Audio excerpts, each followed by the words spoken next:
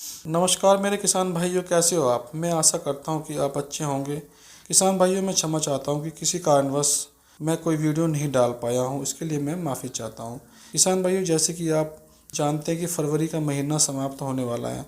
ऐसे में हमारे किसान भाई कुछ दाल वर्गीय फसलों की खेती भी करते हैं, जैसे मूंग की खेती, उड़द की खेती, लोबिया, राजमा आदि फसलों की खेती करते हैं।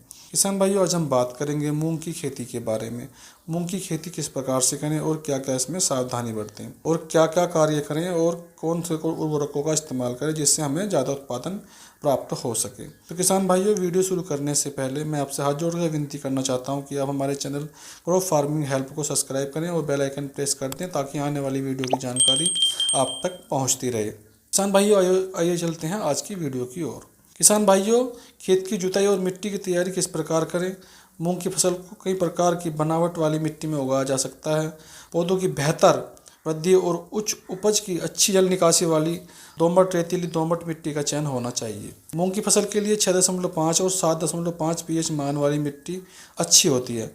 मूंग की खेती के लिए अच्छी नमी धारण क्षमता वाली, अच्छी जल निकासी वाली उपजाऊ मिट्टी सबसे उपयुक्त होती है।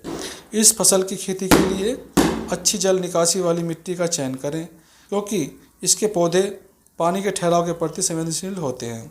इस फसल के लिए खेतों में जल निकासी का उचित व्यवस्था का होना जरूरी है, इसलिए खेतों को हल्के ढाल आकार में बनाना चाहिए। मूंग की खेती को जल भराव वाली मिट्टी में नहीं करना चाहिए। मूंग की बुआई के लिए आवश्यकता अनुसार खेत के 1 या 2-3 बार जुताई कर लें और पाटा लगाते रहें। अब किसान भाइयों, बात करते हैं कि इसमें जो फफूंद है, जैसे कि ट्राइकोडर्मा वीआरडी फफूंद को हम 4 से 5 दिन फफूंद का अंकुरण कर लें और इसे तैयार करके हम अपने खेत में मिला दें, जिससे कि क्या होगा कि हमारे खेत में जो फफूंद जनित रोग है वो नहीं आएंगे। अब हम बात करते हैं कि बुआई विधि के बारे में। किसान भाइयों, मूंग को हल के द्वारा भी बोया जा सकता है और ड्रिल या छिड़काव के द्वारा भी बोया जा सकता है। मूंग के बीजों को 4 से 6 सेंटीमीटर की गहराई पर ही बोना चाहिए। इसे 2 कतारों के बीच रोपने के लिए 30 से 45 सेंटीमीटर व पौधे से पौधे की दूरी 10 सेंटीमीटर की दूरी रखें। और किसान भाइयों, अब हम जानते हैं मूंग की किस्मों की बारे में। मूंग की किस्मों में SML 668 मूंग की जायद और खरीफ दोनों ऋतु में बुआई करने वाली उचित तथा अन्य किस्मों की अपेक्षा मजबूत इसका तना रहता है। इसके दाने की बात करें तो 1000 दानों का वजन 58 से 63 ग्राम होता है। फसल पकने की अवधि की बात करें तो 60 से 65 दिन में इसकी फसल पक जाती है। औसत उपज की बात करें तो 6 से 8 क्विंटल प्रति एकड़ उपज निकल जाती है। अब बात करते हैं अगली किस्म की AUM2।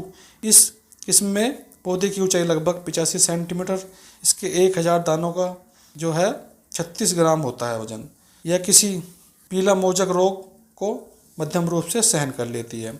इसकी पकने की अवधि की बात करें किसान भाइयों तो 80 से 85 दिन में यह पककर तैयार हो जाती है। औसत उपज की बात करें तो 8 से 9 कुंटल इसकी उपज निकलती है। अब इसकी अगली किस्म के बारे में बात करें। अगली किस्म 851। इस किस्म के पौधे की ऊंचाई लगभग 85 से 90 सेंटीमीटर और इसके दाने हरे, चमकदार और मध्यम आकार के होते हैं, जिससे 1000 दानों का वजन होता है 36 ग्राम होता है।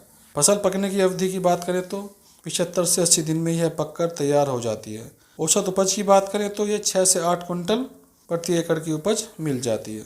अब अगली किस्म की बात करें पूसा विशाल। यह किस्म विषाणु जनित पीली चिट्टी रोग के प्रति प्रतिरोधी होती है। यह किस्म उत्तर पश्चिमी मैदानों क्षेत्रों में सभी मौसमों में उगाई जाने वाली फसल किस्म होती है। फसल की पकने की अवधि की बात करें तो 65 से 70 दिन में यह पककर तैयार हो जाती है और औसत उपज की बात करें तो 6 से 8 क्विंटल प्रति एकड़ के हिसाब से उपज मिल जाती है। अब किसान भाइयों, बात करते हैं अगली किस्म के बारे में।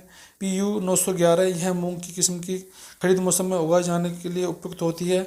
यह किस्म की फली 9 से 11 दाने वाली होती है। यह 70 से 75 दिनों में पककर तैयार हो जाती है। उपज की बात करें तो 4 से 5 क्विंटल प्रति एकड़ के हिसाब से इसकी उपज प्राप्त हो जाती है।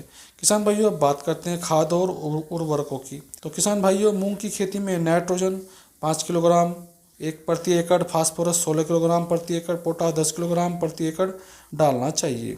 खेत की तैयारी करने से पहले 3 से 5 टन अच्छी तरह सड़ी हुई गोबर की खाद का इस्तेमाल कर सकते हैं।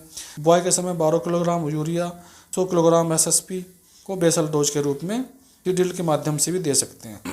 और इसके 100 किलोग्राम जिप्सम के साथ साथ आप 100 किलोग्राम जिंक सल्फेट की भी खेत में डालकर, जिससे कि प्रयोग करने से दाने सुडौल और चमकदार बनेंगे, जिससे उत्पादन आपको बेहतर प्राप्त होगा। किसान भाइयों, बात करते हैं खरपतवार नियंत्रण की। मूंग की खेती में प्रथम निराई गुड़ाई 15 से 20 दिनों में तथा द्वितीय निराई गुड़ाई 35 से 40 दिनों पर करना चाहिए। मूंग की खेती में चौड़ी पत्ती खरपतवार के लिए हर्बिसाइड के रूप में पेंडामेथलिन 700 मिली प्रति एकड़ बुआई के तुरंत बाद या 3 दिन तक छिड़काव कर सकते हैं। किसान भाइयों, अब बात करते हैं रोग और कीट नियंत्रण की। मूंग की खेती में कई प्रकार के कीट और रोगों का प्रकोप होता है। इनमें सबसे पहला रोग जमीनी कीट व्हाइट ग्रब, यह जमीन में रहता है और पौधों की जड़ों को खाकर पौधे को नष्ट कर देता है। इसकी रोकथाम के लिए क्लोरोपाइरिफास 10% GR 10 kg प्रति एकड़ खाद में मिलाकर जमीन में बुरकाव करें और सिंचाई कर दें।